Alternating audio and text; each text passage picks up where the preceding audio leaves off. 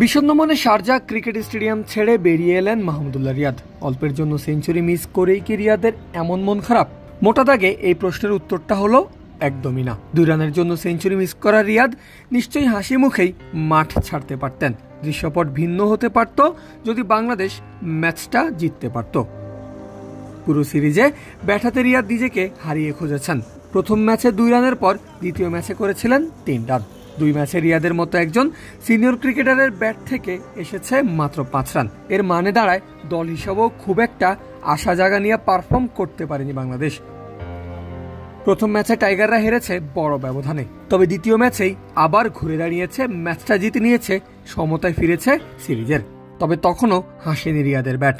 সিরিজের শেষ match হারলেই series ফসকে যাবে হাত থেকে।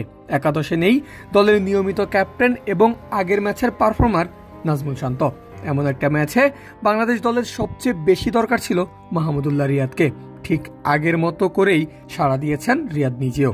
ব্যাট হাতে দাঁড়িয়েছেন বাংলাদেশের ঢাল হয়ে। শুধু তাই না, বাগিয়ে নিয়েছেন নিজের হাফ সেঞ্চুরিও। এরপর মিরাজকে সাথে নিয়ে দলকে এগিয়ে নিয়ে যেতে থাকেন আরও সামনের দিকে। দলের রানের পাশাপাশি বাড়িয়েছেন নিজের রানও। একসময় পৌঁছে যান সেঞ্চুরির কাছাকাছি, তবে ভাগ্য সহায় হয়নি মাহমুদুল্লাহর। 2 রানের জন্য মিস করে গেছেন সেঞ্চুরিটা। আর রিয়াদের মতোই ভাগ্য সহায় হয়নি বাংলাদেশেরও।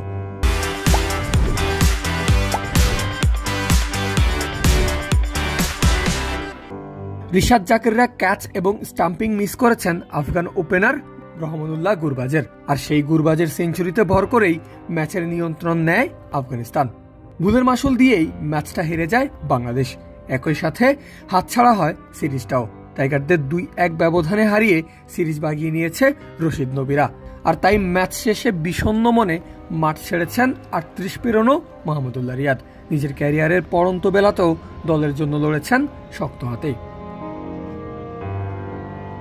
কাউসার শান্তর প্রতিবেদনে পারভেজ আল হাসান, ক্রিকেট ফ্রেন্জি।